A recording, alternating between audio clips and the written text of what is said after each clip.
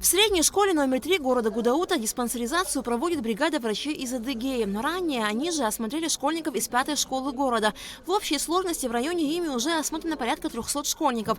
Основная масса выявленных патологий связана с опорно-двигательной системой и лор-заболеваниями, отмечают специалисты. Больше всего выявляется это нарушение осанки, есть очень незначительное, но в большинстве случаев.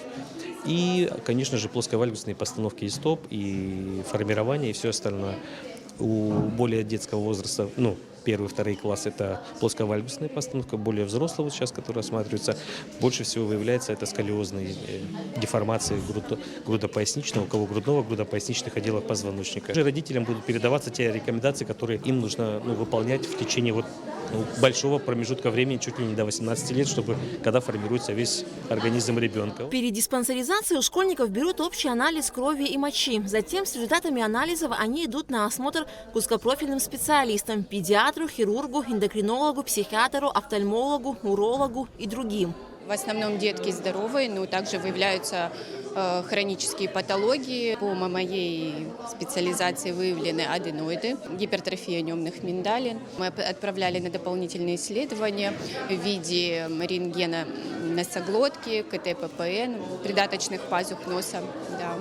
Это в рекомендации даны были. Диспансеризация помогает своевременно выявлять и предотвращать возможные заболевания у школьников. Она проводится бесплатно на добровольной основе с согласия родителей. Все полученные данные будут оцифрованы и переданы в местные поликлиники для дальнейшего наблюдения за состоянием здоровья детей. Мы передадим эти карточки в поликлинике по месту жительства. Ну еще мы сведения об осмотрах передаем в Центр здоровья детей. Они совместно с местным руководством будут уже, исходя из того, какая патология, где должна проходить лечение, они будут перенаправлять либо на местном уровне. Масштабная диспансеризация школьников проводится на основании договоренности Минздрава Абхазии с Российской Федерацией. Она охватывает как городские, так и сельские школы.